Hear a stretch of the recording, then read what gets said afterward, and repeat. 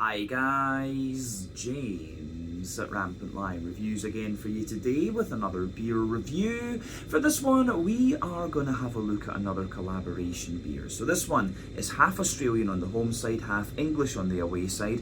And out of the two breweries involved in this one, it's only the English brewery that's featured on the channel before.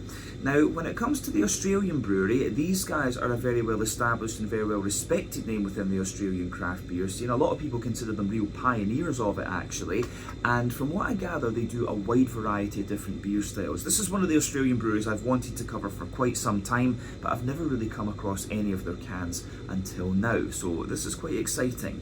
When it comes to the English brewery though, they are one that I do know quite well. If people were to ask me about them, I would say they're probably best known for their different kinds of New England, hazy, whatever you want to call them, IPAs, but in the last couple of years they've really become quite diverse in their output and they're doing lots of different styles these days. But one of the English breweries that I would highly recommend that you check out should you get the chance. Now, the beer that we're going to have a look at today is a slightly older release from the Australian brewery. It is one that I've heard very, very good things about though. It's a style that the Australian brewery are supposed to do very well, and it's also a style that I've had a couple of times from the English brewery and know that they can do very well too. But yeah, it was a little bit of a random find, and as I say, this one just kind of piqued my interest when I saw it. So needless to say, I'm very, very curious to see what this beer is going to have in store for us. Hopefully it's another good beer. Hopefully it makes for an interesting review, and as always, I hope that you guys watching enjoy my take on this one as well. So yeah, for this review then, for the home side of things, like I said, we are going to head down to Australia. We're going to go to the state of Victoria, the city of Melbourne, and to be precise, the Reservoir area in the north of the city. And that means we're going to have a look at my first beer on the channel from Hawker's Beer. So this particular beer is called Lunar Eclipse. It comes in at 10.5% ABV. It is an Imperial Stout and it's brewed in collaboration with Cloudwater Brewing, who are from Piccadilly in Manchester in England. So yeah, like I said, this is the very first time I'm having something from Hawker's Beer, but these guys are considered really pioneering in the Melbourne craft beer scene, and Cloudwater from Manchester, yeah, those guys really made their name with the big hazy IPAs. But yeah, if memory serves me correctly, I picked this one up from one of the wine rack stores here in Hong Kong, and I think it was the last can, and I saw it was Hawker's, which I'd heard good things about before, and I thought, yeah, you know, why not? Let's have a look at this one and see what it's all about. But yeah, the Lunar Eclipse, this is part of a two-pronged collaboration that they did. The other one was called Solar Eclipse, and that was a hazy IPA, but I'm not sure exactly. It says this one was packaged on in October 2023, so we were actually drinking this beer at 2 years old, so yeah, there's no chance we would come across the IPA, nor would we really want to try that one at this point after 2 years. But yeah, the Imperial Stout will be absolutely fine, I'm sure. So yeah, here we go, my first beer from Hawker's in Melbourne, and a collaboration with Cloudwater Brewing from Piccadilly in Manchester in England. So yeah, since this one is an Australian beer, a massive shout out to my good friend Sam Smalley over at Short and Stout Beer Reviews. I know that he likes my Australian reviews, and yeah, he does his own videos, and he'll be able to keep you up to date with the Australian beer scene a good little bit more than I can. So make sure you check out the link to his channel in the video description below. But yeah, let's go on then and have a little look at this beer. So, as always with my reviews, I'll tell you a little bit about the breweries involved here before we taste the beer. If you want to get straight to the tasting though, just fast forward. All the usual links can be found in the video description below. That's the brewery websites, the link to my other reviews that hopefully I can do in the future from Hawker's Beer. This is the very first time they're featuring the channel, as I mentioned. There's also a link down there to my Cloudwater reviews, which does get added to every so often, not as regular as it used to, right enough, but there's all the usual social media down there. If you want to see more reviews, do please consider subscribing to the channel. The support that you give is massively appreciated, and remember, you can go into the channel homepage and search for beer using the geography tagging system. So just go in there, use the little search bar, put your hometown, state, county, province, whatever you like. If I've reviewed beers from the area that you search for, they will pop up. Failing that though, you can check out the playlist of beers from different countries. You'll find this one in the Australian playlist and the English playlist, since it is dual nationality, but do make sure you check out the playlist of beers from other countries as well, because there are some very interesting things on the channel these days, even if I do say so myself. But yeah, let's go on to my brewery notes then, and I'll tell you a wee bit about Hawker's beer first, since they are the home brewery in this case. So yeah, Hawker's beer, as I mentioned to you already, are based in the Reservoir area of northern Melbourne in Australia, and the company was founded back in 2014 by Mazan Hajar and Joseph Aboud. So Mazan is originally from Beirut in Lebanon, and he's got quite a diverse background. He worked in investment banking in Lebanon before going on to co-found Menajet airline. I think that was about when he was 29, if I remember the article correctly. And then he became the CEO of RAK Airways in the UAE. And then the other thing was that Mazan was a fan of beer for quite a long time, and he was just quite frustrated at the lack of good beer in Lebanon. So he decided that he was going to brew his own, and he went on to do a brewmaster course in Canada, and then returned home to Lebanon to found 961, which is Lebanon's first craft brewery. And he did this back in 2006. The name, of course, comes from the country code for calling Lebanon. But over the following years, he was growing the brand, and they went on to become fairly large from what I understand. And by 2014, they were producing over 1 million litres of beer annually and exporting their beer to 20 countries. But that year, Mazan sold his share in the company to other shareholders and the employees and moved over to Australia. But Joseph Aboud, on the other hand, is a chef and a restaurateur. He runs a number of venues in Melbourne along with his wife Natalie. These include Rumi, which is a Middle Eastern restaurant in Brunswick, which he founded back in 2006. There's the Moor's Head, which is still Middle Eastern inspired, but it's a wood-fired pizza venue in Thornbury. He founded that one back in 2011. And then there's Rocket Society Wine Bar in East Brunswick, which opened when the Rumi restaurant changed locations. But basically, Joseph met Hajar when he started importing the 961 and other Lebanese beers into Australia for consumption in his restaurants. But eventually he became the exclusive importer to Australia for a lot of these companies, and then at one point Hajar joined him during Good Beer Week and helped him distribute the 961 beers around the city. And basically their friendship grew from there, and it was this that encouraged Mazan to look at moving to Australia and for them to start their own brewery together.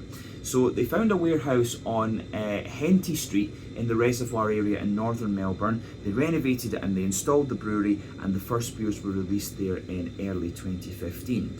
The name Hawkers is apparently a reference to the original Lebanese migrants who sold or hawked goods across Australia, and the original branding that they had featured a man pushing a trolley of bottles door to door, which is much like what Mazan and Joseph used to do during the start-up of the company. But they started with a very modest capacity of around 600,000 litres of beer per year. However, their beers proved to be really popular, and they helped shape the Australian craft beer scene. As I say, these guys are considered one of the kind of real pioneers of the Melbourne craft beer scene. But Joseph left the company after a few years, and then over the following years, the brewery was expanded several times, and they're now producing millions of litres of beer per year. But apparently, they have one of the most advanced craft breweries in all of Australia. They operate a cellar door at the brewery where you can go and buy the beers directly. I think there's a small seating area there as well where you can kind of sit and enjoy some of the cans or whatever. But unfortunately, the company struggled financially in the aftermath of the COVID pandemic, particularly so during 2023 and 2024. However, in 2025, Hawkers merged with White Bay Brewery from Sydney, and so a new parent company called Social Drinks Group was created, and I think both breweries are producing each other's beer at their respective facilities now. And as of October 2025, when I'm filming this review for you, these guys have produced 95 different kinds of beer according to Untappd, and that number will no doubt continue to increase as time goes on. But yeah, that is everything I can really tell you about Hawker's beer for the moment. If you want to learn more about these guys, you can check out the brewery website. You can follow them on Facebook and Instagram to keep up to date with all the latest goings on. And you can check out the Untappd page as well to learn a little bit more about all the different beers that these guys have done. So yeah, let's go on then from the Australian side of things, and we will go to England and talk about Cloudwater once again. So yeah, Cloudwater, as I've told you before, are based in Piccadilly in Manchester, and the company was founded back in early 2015 by Paul Jones and James Campbell after the latter left Marble Brewing Company. They were joined in the early days by Al Wall and Will France, both of whom brought with them a wealth of experience in home brewing, professional brewing and bar management. So the original brewery is in the Piccadilly Trading Estate, and they began brewing in March of 2015, but they officially opened their tap room on site in April of that year as well. Soon after, they opened up an arch under Piccadilly Station which was called the Barrel Store, and this acted as both a tap room and a storage area for their barrel-aged beers. And then in early 2017, they closed the on-site tap room to allow for an expanded production space to meet demand, and then in July of 2018 they closed the Barrel Store to open up a new space called Unit 9, which is adjacent to the brewery, and this acts as their main tap room these days. But they initially started off with a 2,400 litre brew kit, but they've increased their production capacity quite dramatically over the years.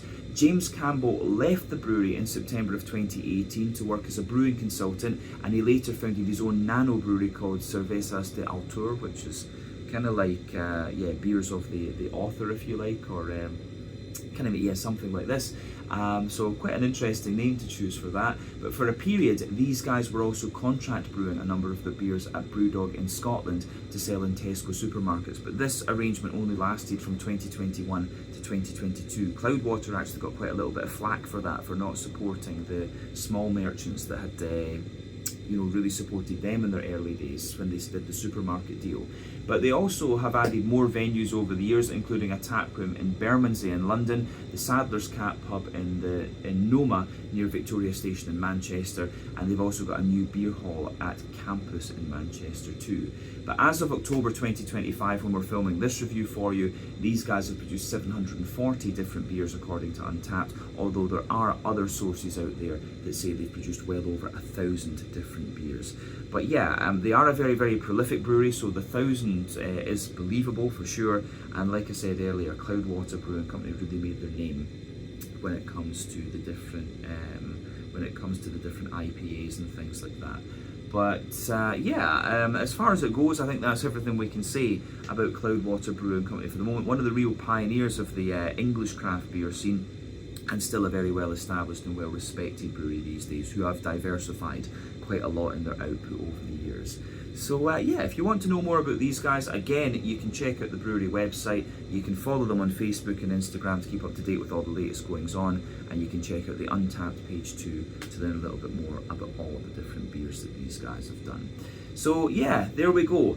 That is the end of the history section of this video. So we can now have a little relax and we can go on and look at the beer itself. So let me just wipe the sweat off the can on this one, because this can has been sitting there for a little bit. But I'll just let you have a wee look at the artwork on this one before we open it up. So there you can see some lovely artwork on this one. You can see plain silver top on the can there. This one incidentally is a 440 milliliter can, and it tells you a wee bit on the back here. It says Lunar Eclipse, in a joint effort with Manchester's Cloudwater Brew, Solar Eclipse is one half of a two-part dichotomy representing an infrequent alignment of celestial bodies, each however differing in its contextual light. This Imperial Stout embodies the night, hiding its secrets in the deep opaque shadows, its darkness alluring. A soft, lush body gives way to a firm underlying bitterness, swallowing your palate into the abyss. So I think they've maybe got a wee typo on this one, because it says Solar Eclipse rather than Lunar Eclipse in this case. So yeah, maybe there's just a wee typo in the beer when they've done the label of this one. But anyway, that's by the by. But like we said earlier, it's a 10.5% Imperial Stout. The other half of this two-pronged or whatever dichotomy collaboration was the Solar Eclipse, which is a 7.5% hazy IPA, which is the signature style of Cloudwater. But you can see on the side here, there is the Hawkers Brewing Company brewer star, and then you can see the Cloudwater cloud there as well, which is quite nice. So don't think we need to say anything else about this one. We can get it out into the glass and see what it's all about. A 10.5% Imperial Stout from Hawkers Beer in the Reservoir area of Melbourne. Oh, this one is bubbling a little bit. There we go. Lost a couple of milliliters there. is fun. The can was quite hard, we'll just let it settle a wee bit, but yeah, there we are. Got a wee bit of that over my leg, but what can you do? So I think that ring pull's, yeah, that ring pull's quite loose. Let me just take that off so it doesn't cause any more issues. But yeah, let's get this beer out and into the glass then and see what it's all about. So yeah, this one did get a little bit bubbly, which kind of makes sense if it's been in the can for 2 years. So yeah, unfortunately, I'm going to cause a little bit of a mess with this one, I think. But yeah, what can we do? So yeah, it did get a little bit messy there, but there we are. Anyway, so that's that. Fortunately, that happens sometimes. But yeah, I've had worse than that. I've had bottles actually go and explode. But yeah, anyway, so as you can see, this beer is poured pretty much as you would expect from an Imperial Stout. Yeah, there's not a lot of head on this one. I think the carbonation has escaped this quite quickly. But yeah, in terms of colour, you can see this one's got a lovely dark ebony rosewood colour to it, which is what you would expect from the style. Very, very little head when we poured this one out. But remember, the colour of your beer depends on a few things. One, the type of malts that you use. This goes a long way to determining your EBC rating. Two, length of your wort boil is going to play a role, because the longer you boil the wort, the more the sugars caramelise, and thus you get a darker coloured beer. But any barrel aging that you do or adjuncts you put into the beer will affect its colour as well. But when it comes to black beers like Imperial Stouts and Imperial Porters, it's very, very difficult to actually affect the colour of these beers simply with adjuncts, in all honesty. So yeah, that's something to bear in mind. But yeah, there is a fair little bit of carbonation visible in this one. If you just watch the surface of this beer, you can see there's quite a bit of carbonation just coming to the surface here, and you can see a few bubbles sticking toward the side of the glass too. Don't know if you guys are going to be able to see that on the camera there, but yeah, you can see a few things just kind of coming up through it, which is quite nice to see. But yeah, in terms of the appearance of this beer as well, the other thing I would point out with this one is it does have a little bit of almost haziness to it, which makes sense because it tells you on the ingredients list there that this beer contains oat and wheat, which is going to give you that little bit of haziness to the body. So when you shine the light through this one, it's got a lovely little bit of that kind of Coca-Cola, Pepsi coloured edge to it. But yeah, it's it definitely has that little bit of kind of natural haze to it, if you like. So yeah, I think that goes together really quite nicely in this one. But there's nothing really surprising about this beer in terms of appearance when you consider what style it is. But let's have a wee look at the aroma then, and just see what this beer is going to have in store for us. I'm very, very curious about this one. Oh, right, okay, we can tell straight away, this one I think is going to be I think it's going to be quite brown sugary, but at the same time I think it's going to be an old school RIS at the back end. So when it comes to the Imperial Stout, there are a few ways with which you can, with which you can play with this style. So you can do a double mash, which is going to give you like a big, thick, sticky mouthfeel. You can do a longer wort boil, which is going to give you those more leathery, sort of brown sugary notes.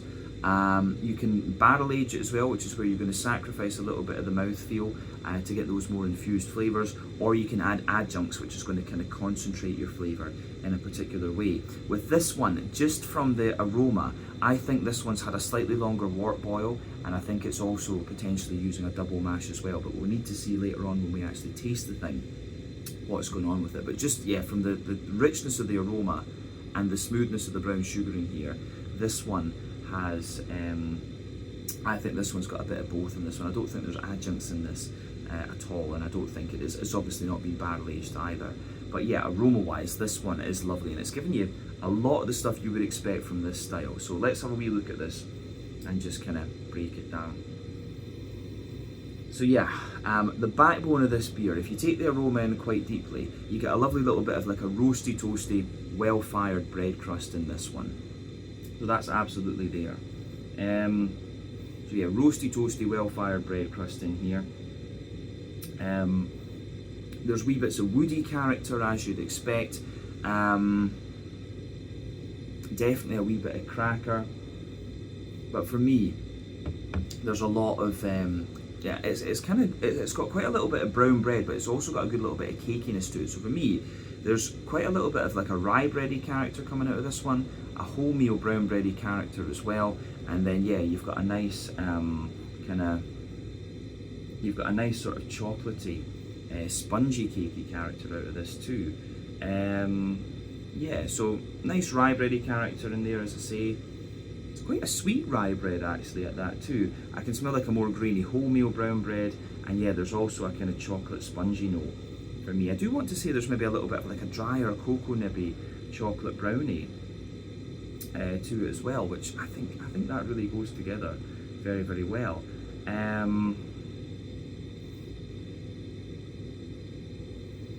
So yeah, the chocolate in this one's quite interesting for me.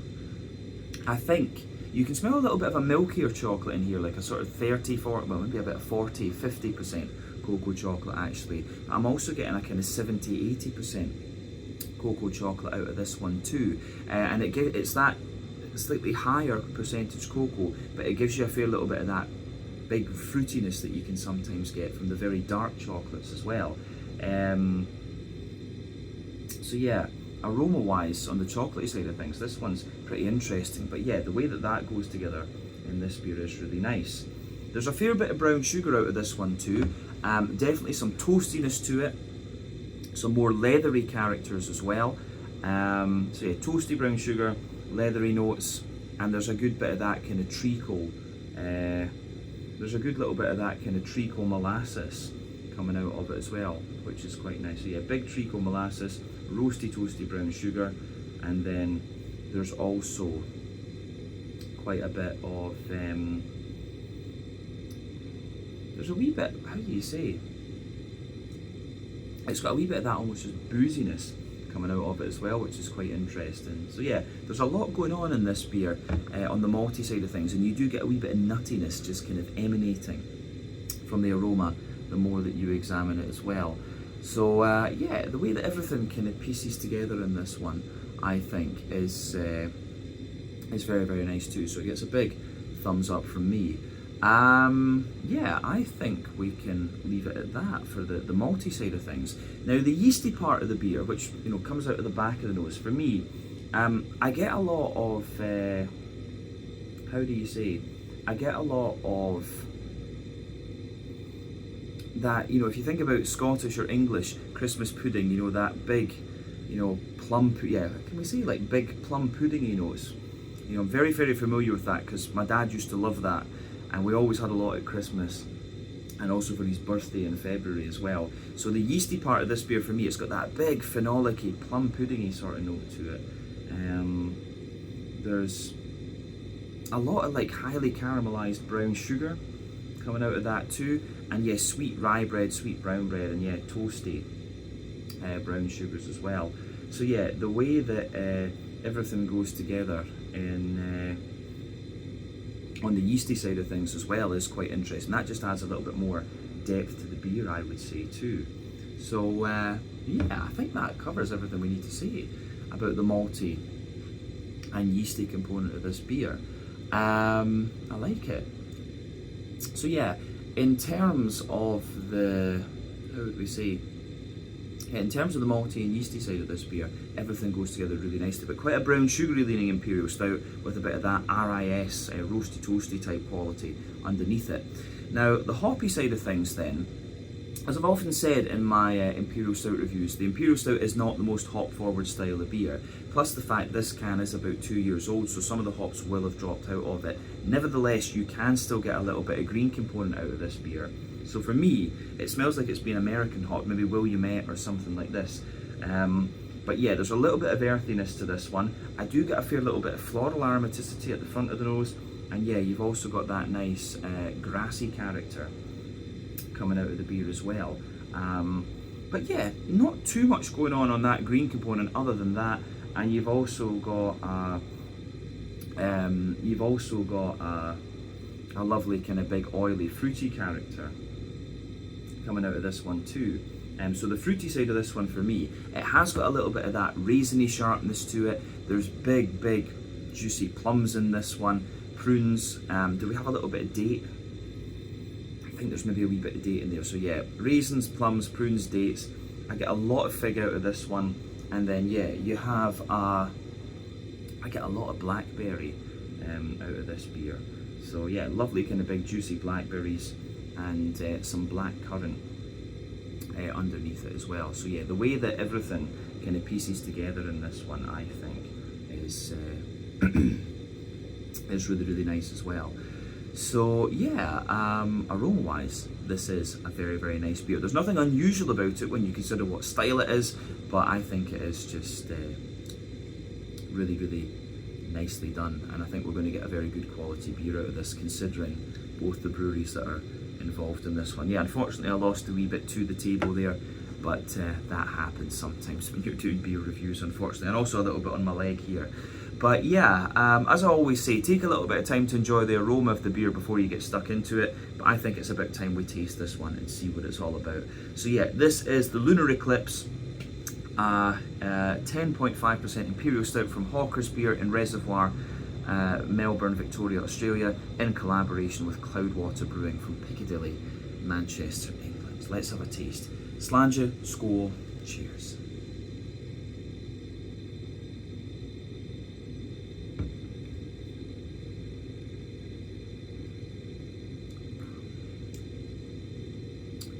Oh yeah,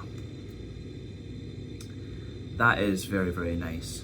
I'm going to say straight away though, I was expecting a wee bit more RIS type quality out of this one, but actually it shows you a wee bit of that into the aftertaste. You've seen how long it was since I took a sip.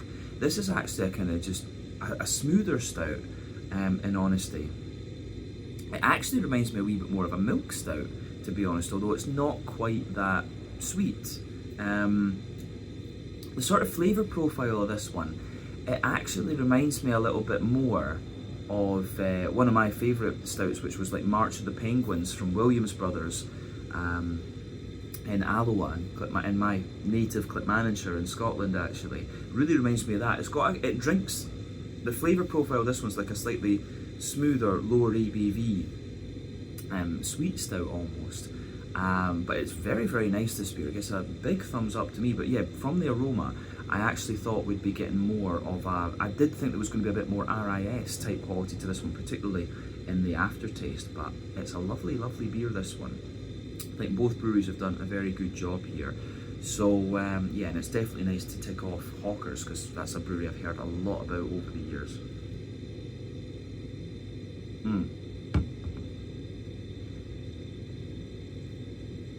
So yeah, this one for me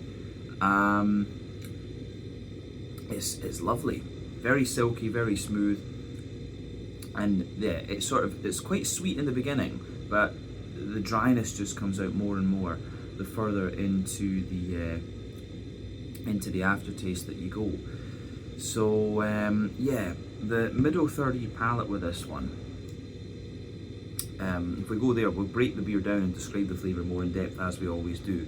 The middle third of your palate, then, you can feel there's just a lovely little bit of that roasty, toasty bread crust in there.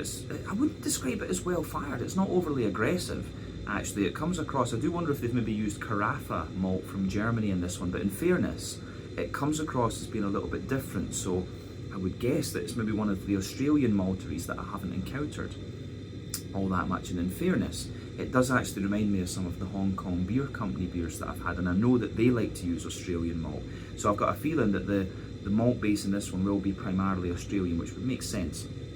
But yeah, the Australian malts are actually quite smooth, and they've just got a little touch of dryness to them, and that's the kind of vibe that I'm getting here. But yeah, the backbone of this beer, it's got a very slightly toasted, like rye bready bread crust. I think that's a fair way to describe it.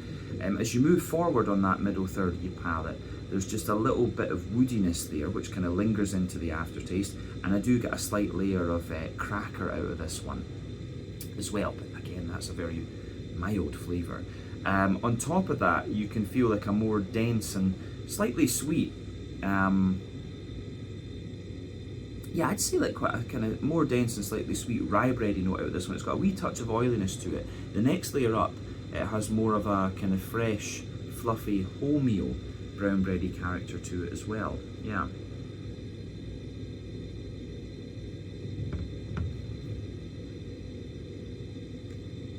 So yeah, you've got wholemeal brown bready character.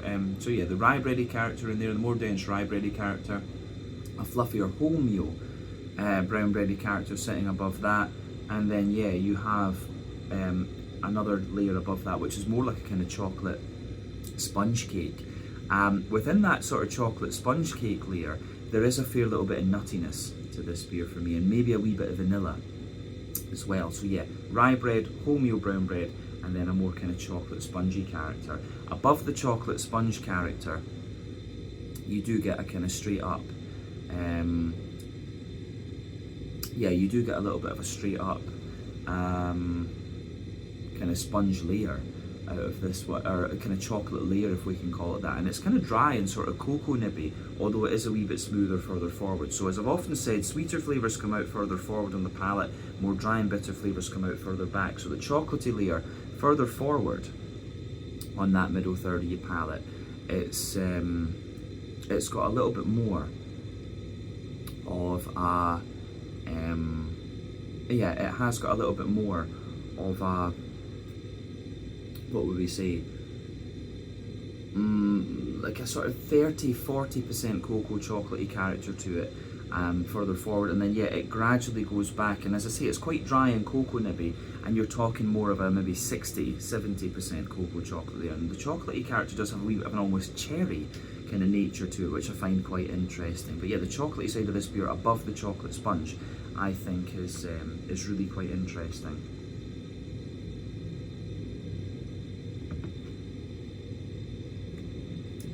But yeah,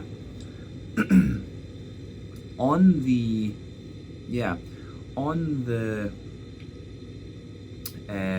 how do we say, on the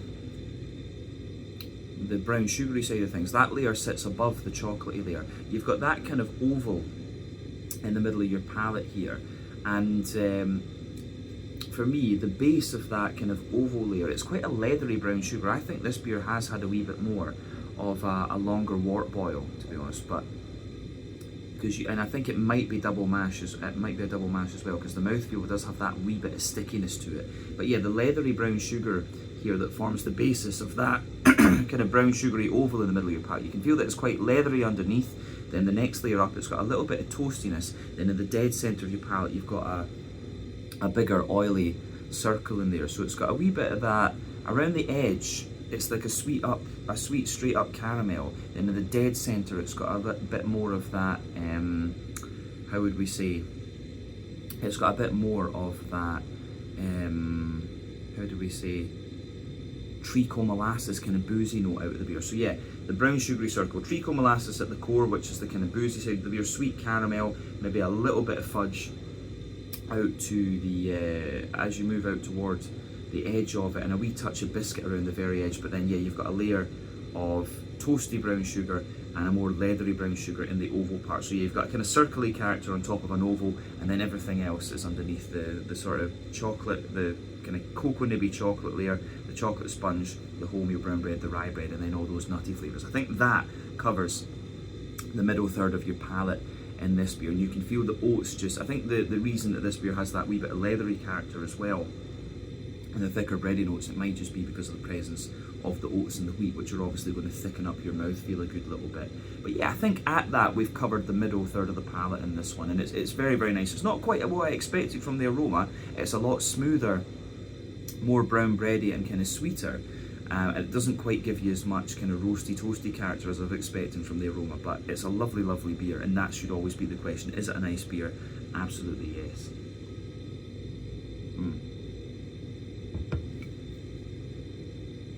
So yeah,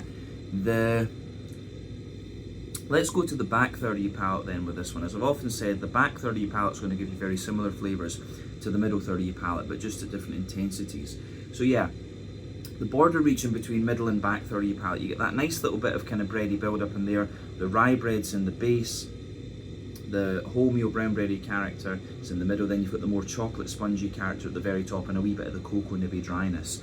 But yeah, the base of that back third of your palate The bread crusty character is just that little bit more roasty toasty and kind of well fired in there. The Jacob's cream cracker sort of sits above that as well. Then you've got the rye bready layer, which goes a little bit lighter, taller and more airy. The wholemeal brown bready character, which sits above that, again is a little bit lighter, taller and more airy and dry. Then the same with the chocolate spongy character, although I feel it's got a wee bit of like brown sugary sweetness to it in fairness. And then yeah, creeping over the top of that, you can feel the kind of cocoa nibby character, and also the more roasty toasty, the more roasty toasty side of the brown sugars in there. And above everything else on that back third of the palate, you've got the yeasty side of the beer. So let's have a wee look at that yeasty side of things.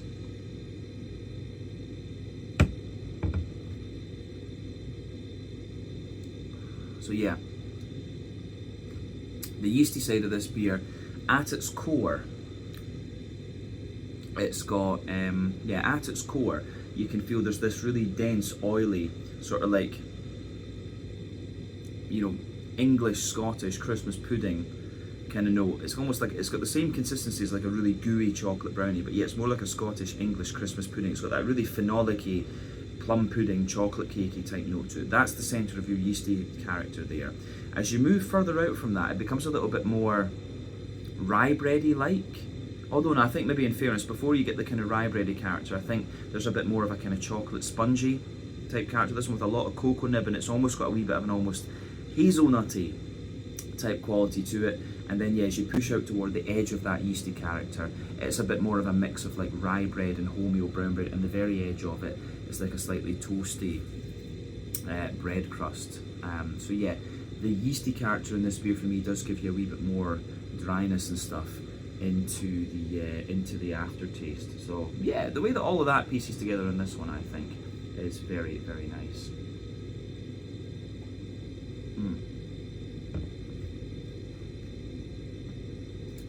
But yeah, the yeasty character there, I think, adds another wee dimension to the beer and adds a wee bit of dryness into the aftertaste. But very smooth and very silky beer, this one, as I've said a few times. But yeah, I think that covers everything on the back third of the palate. And the only other thing to say would be, back third of the palate, you can see the flavour is taller. Then as you move further forward into the middle third of your tongue, it just kind of compresses down and squashes together that little bit more, which I think is very, very nice. Yeah, I like that with this one. The way that that goes together, I think, is very, very nice. So on the malty side of things, I think it's really pretty nice. But let's go to the hoppy side of this beer then. We'll do the green component first and then the fruity side of things.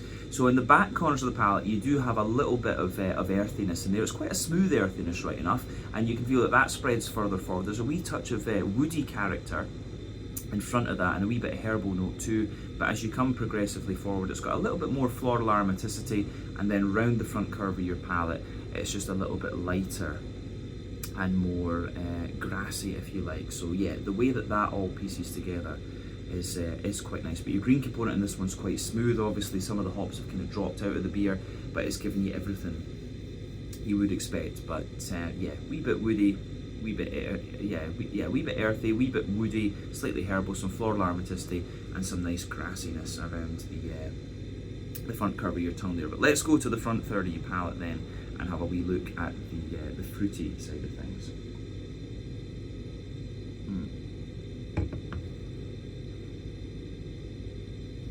Yeah, so fruity side of the beer then, and front third of your palate. So yeah, the border region between front third and middle third of your palate, again you get that little bit of bready build up in there. You've got the kind of rye bready character in the base, the wholemeal brown bread, then the sort of chocolate sponge and a wee bit of the cocoa nibby character there, and the layers are pretty much the same in the base of that front third of your palate. But the bread crust, you know, the cracker, rye bread, wholemeal brown bread, chocolatey sponge, and a wee bit of the cocoa nibby character. Some of the drier, smoother side of the kind of leathery brown sugars creeping forward there. Then you've got that nice oily bubble where the juicy fruity esters roll their way out of the beer. So let's have a wee look at those fruity esters then, and that'll round off the tasting section of this video.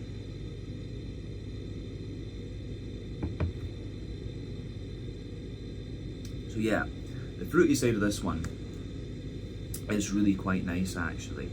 Kind it gives you a lot of these kind of nice kind of stewed dried fruits into the aftertaste, which I really which I really appreciate.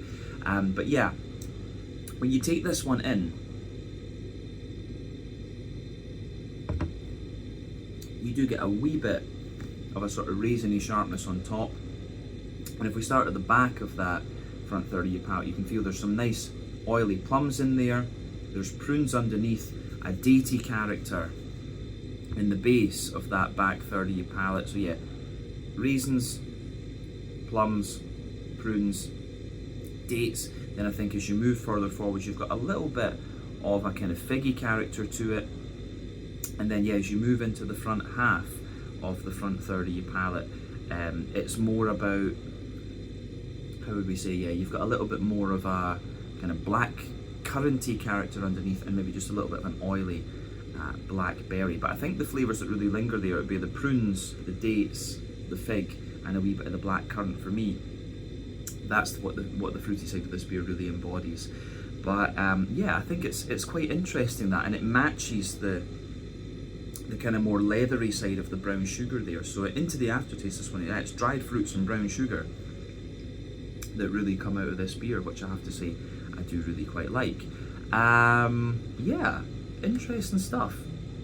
So in terms of the flavour, I think we've said everything we really need to. It's a really interesting beer, this one, and if you like your kind of silky smooth chocolate cakey and brown sugary leaning Imperial stouts with dried fruits, this one is going to be right up your alley. But yeah, let's round off the review then with a wee quick look at the mouthfeel. For me, this beer, I would say that it's kind of mid-range, full-bodied. The carbonation's very, very smooth. Like I said, it's got a very kind of silky and smooth mouthfeel, this one. The carbonation does have a wee bit of prickle to it, but you saw when we opened this one up, it did get a little bit excited, and the can was, of course, a little bit hard as well. So we have to keep that in mind. So the carbonation has a wee bit of prickle there, but that's just because of the age of the beer. It probably would have been a lot smoother when it was brand new, if you like. But yeah, in terms of IBUs with this one, what would we say? I